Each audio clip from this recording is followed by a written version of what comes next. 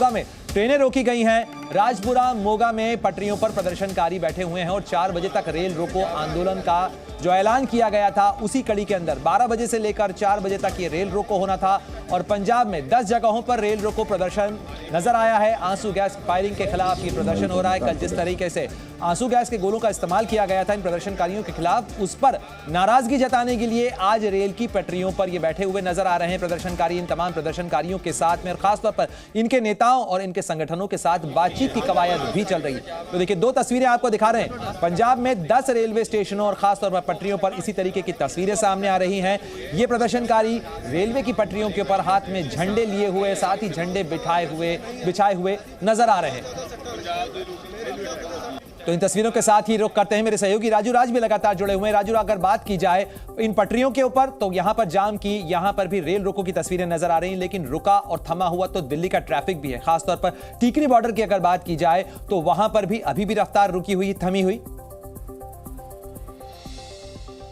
बिल्कुल प्रणय, आपने ठीक कहा कि जहां पर रेल रोको अभियान चल रहा है वहां पर रेल यातायात प्रभावित हुआ है। दूसरी ओर पिछले 3 दिनों से दिल्ली की सड़कें प्रभावित है, यानी आप कह सकते हैं पूरी दिल्ली एनसीआर में रहने वाले बंधक से बने हुए, क्योंकि तमाम जो बॉर्डर्स इलाके हैं सील किए गए हैं। और टीकरी बॉर्डर के ये हालात हैं कि ये बॉर्डर पूरी तरीके से बंद है, मल्टी लेयर सिक्योरिटी है और सुरक्षा भी कल के मुकाबले यहाँ पर और ज़्यादा बढ़ा दी गई है। दिल्ली पुलिस लगातार नज़र बनाए हुए उस मीटिंग की जो शाम 5 बजे होना है और उसी मीटिंग के तहत अगला एक्शन क्या होगा प्रशासन का वो भी देखने वाला होगा। बिल्कुल, बड़ा सवाल यही है कि अगला एक्शन क्या होगा, क्या बातचीत से समाधान का रास्ता निकलेगा। अमित भारद्वाज भी लगातार हमारे साथ जुड़े हुए हैं। अमित, जरा ये बताइएगा कि ये बातचीत कितनी बजे शुरू होनी है, कहां पर ये बातचीत होनी है और किसान संगठनों के सूत्रों से अगर आपको कोई जानकारी मिल पाई हो, किन मांगों के साथ, क्या किस समाधान के फॉर्मूले को लेकर ये बातचीत की मेज पर जाएंगे? देखिए, मैं आपको बता दूं कि जिस तरह से उन्होंने अपनी 13 मांगे रखी थी उसी को लेकर आज बैठक होगी चंडीगढ़ में 5 बजे के करीब, और उनसे ही बैठक होगी जिनसे दूसरे दौर की बैठक हुई थी, जिसमें अर्जुन मुंडा थे, पीयूष गोयल थे, नित्यानंद राय थे। तो आज उनसे पूरी बातचीत होगी और किसान चाहते हैं कि उनकी पूरी मांगे मान ली जाएं। C2 जो प्लस 50% MSP वाला जो ये फॉर्मूला है, C2 प्लस 50%। अमित, क्या किसी रुख में उनकी नरमी आई है जो 13 सूत्री मांगे हैं, या अभी भी ये जो प्रदर्शनकारी हैं, ये जो संगठन है, ये किसी तरीके से रियायत देने के मूड में नहीं है? देखिए, वो बातों में शांतिपूर्ण तरीके से हर एक चीज़ को रखने की बात ज़रूर कह रहे हैं, लेकिन उनका जो इस समय उनका जो स्वभाव है वो बिल्कुल भी नरम नहीं पड़ा है। उन्होंने कहा है कि हम जाएंगे तो वो जाएंगे। वो लगातार अपनी तैयारी कर रहे हैं और जैसे कि हम कल भी बातचीत कर रहे थे कि जो लोगों की संख्या है वो लगातार बढ़ रही है।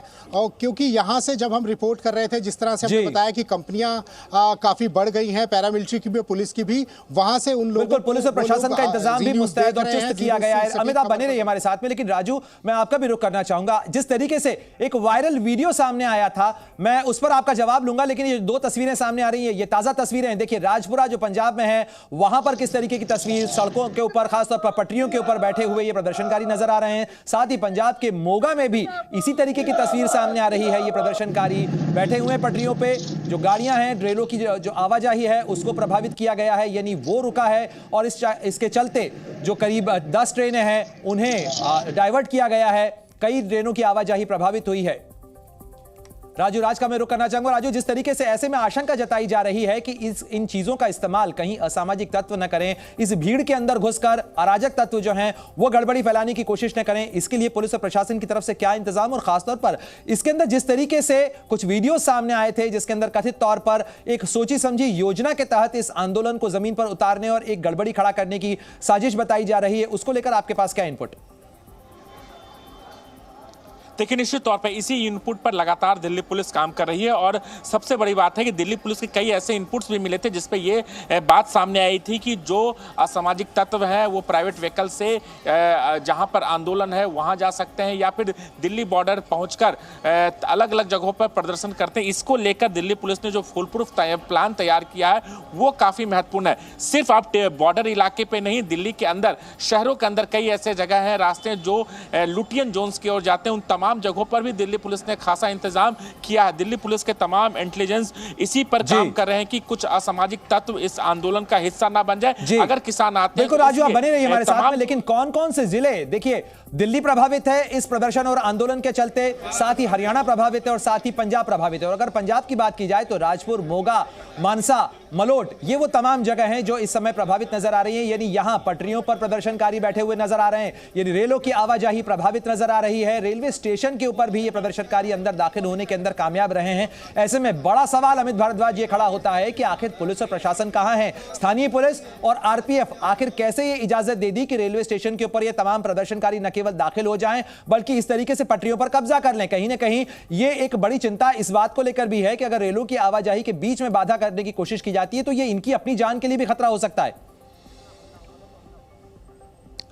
बहुत सटीक बात आपने कही। देखिए 6 ट्रेनें जो है वो डाइवर्ट होना, 3 कैंसिल हो जाना, 2 को शॉर्ट टर्म के लिए रोक देना जाना, यहाँ पर बहुत महत्वपूर्ण ये हो जाता है कि आप रेलवे स्टेशन के अंदर भी चले जाते हैं। जिस तरह की हम बात भी कर रहे थे, लगातार हम चेता भी रहे हैं कि पंजाब पुलिस को भी अब थोड़ा सा जो है जागना पड़ेगा। और जिस तरह से पत्राचार वो कर रहे हैं, आप किसानों के साथ है, सारी दुनिया देश जो है वो किसानों के साथ है, हम भी किसानों के साथ हैं, लेकिन उनकी मांग जो हैं वो तरीके से रखी जाएंगी तब।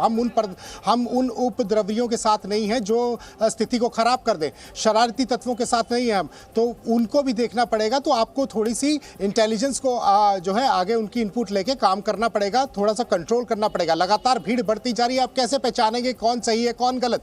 और एक भी जो है चिंगारी निकली तो बहुत भड़क जाएगी ये आग, तो इसीलिए इसको कंट्रोल करना पड़ेगा। कोऑर्डिनेशन बहुत जरूरी है। लगातार हरियाणा यही एक बड़ा सवाल है। Scene